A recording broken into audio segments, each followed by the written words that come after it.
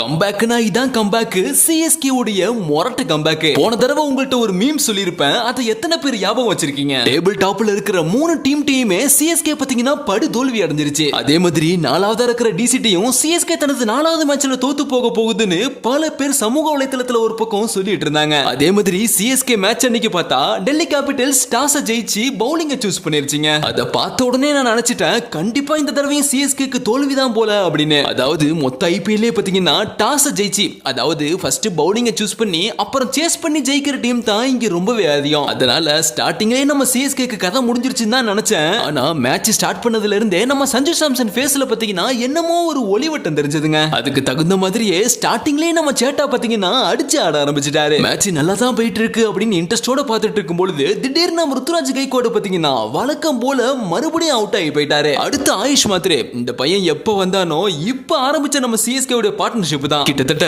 அதுக்கப்புறம் நம்ம சஞ்சுவும் ஆயுஷ் மாத்ரேவும் சேர்ந்து என்ன அடி. இந்த 2 பேரையும் டெல்லி கேபிட்டல்ஸோட எந்த பவுலராலையும் சுத்தமா விக்கெட் எடுக்க முடியலங்க. 2 பேரும் பயங்கரமான ஆட்டத்தை ஆடி பயங்கர வேர்வையில நனைஞ்சு போய் ஒரு மிகப்பெரிய ஸ்கோரை சிஎஸ்கேக்கு அடிச்சு கொண்டு போயிட்டு இருந்திருப்பாங்க. அப்போ ஒரு கட்டத்துல கிட்டத்தட்ட 3/4 ஓவர் முடிஞ்சு போச்சு. டெல்லி கேபிட்டல்ஸும் பெருசா விக்கெட் எடுக்கிற மாதிரி தெரியல. இந்த நேரத்துல நம்ம ஆயுஷ் மாத்ரே இல்ல சஞ்சு சாம்சன் இந்த 2 பேர்ல யாராவது ஒரு ஆளை ரிட்டையர் அவுட் ஆக்கிட்டு அதுக்கப்புறம் நம்ம டெவால் பிரேவிஸ் உள்ள கொண்டு வந்தா எப்படி இருக்கும் அப்படின்னு ஒன்னு நினைச்சேன். நினைச்ச மாதிரியே அடுத்த second AYUSH Mhatre retire out ஆக்கிட்டு அதுக்கு பதிலா, அதாவது டெவால் பிரேவிஸ்க்கு பதிலா ஷிவன் டுபோவே உள்ள இருக்கனாங்க. அதுக்கப்புறம் நம்ம சஞ்சு சேட்டா பாத்தீங்கன்னா ரொம்ப நேரம் கழிச்சு பல மேட்சுக்கு அப்புறம் நம்ம ஆர்ஜே பாலாஜி சொன்ன மாதிரி தான் பல லிட்டர் வியர்வை சிந்தி பல லிட்டர் ரத்தம் சிந்தி ஒரு செஞ்சுரியை போட்டிருப்பாரு. ஓவராலா கைகோட தவிர நம்ம சிஎஸ்கேவை விக்கெட்டே எடுக்க முடியாம கிட்டத்தட்ட கடைசில 212 ரன். இந்த சேப்பாக்களை பாத்தீங்கன்னா இது ரொம்பவே நல்ல ரன்னுங்க. அதுக்கப்புறம் டெல்லி கேபிட்டல்ஸ் பேட்டிங் ஆடும்போது ஸ்டார்டிங் டைம்ல பாத்தீங்கன்னா எனக்கு பயங்கர களியா இருந்தது. காரணம் அந்த நிசாங்க அடிச்ச அடி அப்படி. அதே மாதிரி நேத்து சிஎஸ்கே ஜெயிச்சதுக்கு முக்கிய காரணம் என்ன தெரியுமா? பேட்டிங் எப்பவும் போல நல்லா தான் இருந்தது. சஞ்சு சாம்சன் மட்டும் நேத்து கொஞ்சம் எக்ஸ்ட்ரா ஃபார்முக்கு வந்திருக்காரு, அவ்வளவுதான். ஆனா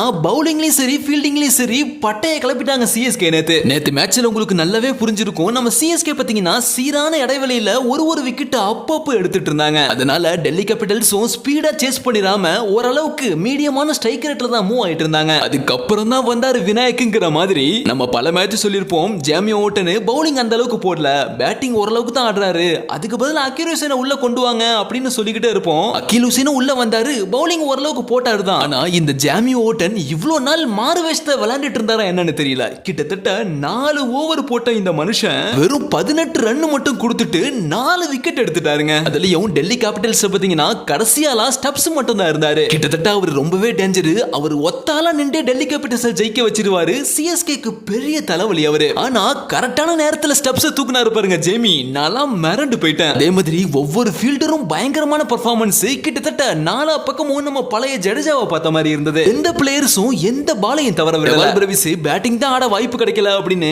அவர்கிட்ட வந்த 3 கேட்சுமே பாத்தீங்கன்னா பக்கவா புடிச்சிட்டாரு. அதே மாதிரி சஃப்ராஸ் கான் என்ன மனுஷன் அந்த கேட்ச் புடிச்சாரு பாருங்க, கிட்டத்தட்ட கிளென் பிலிப்ஸ கண்ணுக்கு முன்னாடி பார்த்துட்டு போன மாதிரி இருந்தது. ஃபைனலா மொத்த டிசியுமே ஆல் அவுட் ஆகின நம்ம சிஎஸ்கே இறுதியா 23 ரன் வித்தியாசத்துல மிகப்பெரிய வெற்றி அடையுது. பார்க்கிறதுக்கே சந்தோஷமா இருந்ததுல எவ்வளவு நாள். அதே மாதிரி நம்ம கைகோடும் பாத்தீங்கன்னா ரொம்ப நாள் கழிச்சு கேப்டன்சி சூப்பரா பண்ணியிருந்தாரு. பவுலர்ஸை கரெக்டா ரொட்டேட் பண்ணதும் சரி, ஃபீல்டர்ஸை கரெக்டா ஹேண்டில் பண்ணதும் சரி பார்க்க ரொம்பவே அருமையா இருந்தது. என்னதான் நம்ம பழைய சிஎஸ்கே மாதிரி இல்லாம பார்க்கிறதுக்கு பல புதுமுகங்களா இருந்தாலும் கிட்டத்தட்ட ஏதோ பழைய நம்ம விண்டேஜ் சிஎஸ்கே பார்த்த மாதிரி இருந்ததுங்க. அதுவும் நம்ம தோனி கூட இல்லாம, அதுவும் நம்ம ஏதோ ஒரு மொக்க டீம் எல்லாம் அடிச்சிட்டு பேசலைங்க. வரப்போற கேகேஆர் மேட்ச்ல சிஎஸ்கே அந்த மேட்சாவது ஜெயிச்சா நல்லா இருக்குமே அப்படின்னு சொல்லிட்டு இருந்தோம். ஆனா இன்னைக்கு சிஎஸ்கே 4வது மேட்ச்ல இன்னைக்கு டேபிள் டாப்ல இருக்கிற ஒரு டீமே அடிச்சு துவம்சம் பண்ணிருச்சு. இன்னைக்கு நம்ம சிஎஸ்கே பேட்டிங்லயும் சரி பவுலிங்லயும் சரி ஃபீல்டிங்லயும் சரி எப்படி ரொம்ப அருமையா பிளான் பண்ணி பண்ணாங்களோ அதே மாதிரி வரப்போற ஒவ்வொரு மேட்ச்லயும் சரியா பண்ணாலே சரி நம்ம சிஎஸ்கே ஃபேன்ஸ் பாத்தீங்கன்னா எல்லாருமே சந்தோஷப்படுவாங்க. அட்லீஸ்ட் நம்ம சிஎஸ்கே கப்படிக்கல அப்படிங்கிற சிச்சுவேஷன் வந்தாலுமே சரி சில மேட்ச் ஜெயிச்சாலே போதுங்க. என்ன நம்ம தல தோனி ஒண்ணும் இல்ல அப்படிங்கிற குறை தான். கவலைப்பட வேணாம், கூடி சீக்கிரம் அவரும் வந்துருவாருன்னு நினைக்கிறேன். ஓவராலா எனக்கு பர்சனலா ஒரு விஷயத்தை நினைக்கும் பொழுது ரொம்ப சந்தோஷமா இருக்குங்க. சிஎஸ்கே உடைய பவுலிங் அண்ட் ஃபீல்டிங் இதுல ரொம்பவே அருமையான மாற்றம் தெரியுது. பேட்டிங்ல 200 ரன்னுக்கு மேல அடிக்கிற அளவுக்கு நம்மள்ட்ட கெபாசிட்டி இருக்கு. இதுல டெவால் பிரேவிஸ் மிடில் ஆர்டர்ல வந்து பேட்டிங்ல ஜாயின் பண்ணிட்டா இன்னும் எப்படி இருக்கும்? பத்தாவதுக்கு நம்ம தல தோனி ஸ்குவாட்ல ஜாயின் பண்ணி ஃபினிஷிங்ல கீழே இருந்தா இன்னும் எப்படி இருக்கும்? டெவால் பிரேவிஸும் மிடில் ஆர்டர்ல வந்து பெர்ஃபார்ம் பண்ணி நம்ம ருத்துராஜ் கைகோடும் இதுக்கப்புறம் அடிக்க ஆரம்பிச்சு நம்ம தல தோனி ஸ்குவாட்ல வந்து ஜாயின் பண்ணிட்டாரு அப்படின்னா இன்னைக்கு தேதியில இந்த சீசன்ல one of the best batting team நம்ம சிஎஸ்கே தான். அவ்வளவுதாங்க. நேத்து இருந்த நம்ம சிஎஸ்கே மேட்சை பத்தி ரொம்ப நாள் கழிச்சு நமக்கு கிடைச்ச விக்டரியை பத்தி நீங்க என்ன நினைக்கிறீங்க அப்படின்னு மறக்காம கீழே கமெண்ட்ல சொல்லுங்க. அடுத்து ஒரு இன்ட்ரெஸ்டான வீடியோவுடன் மீண்டும் சந்திப்போம். See you. Bye bye.